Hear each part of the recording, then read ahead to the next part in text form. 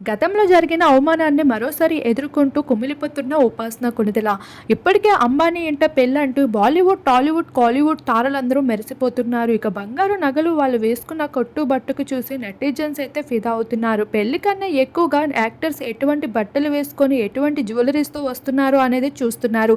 Social media మొత్తం ఆ పెళ్లి వేడికి నిండిపోతూ ఉంది. బాలీవుడ్ తారలందరూ జతగా కపుల్స్గా ఎంటర్ అవుతూ అందరికీ కళ్ళు చెదిరిస్తున్నారు. ఇప్పుడు టాలీవుడ్లో రామ్ చరణ్కి కూడా ఆహ్వానం దొరక్క ఉపాసన కొణిదెలతో కలిసి హాజరైపోయారు.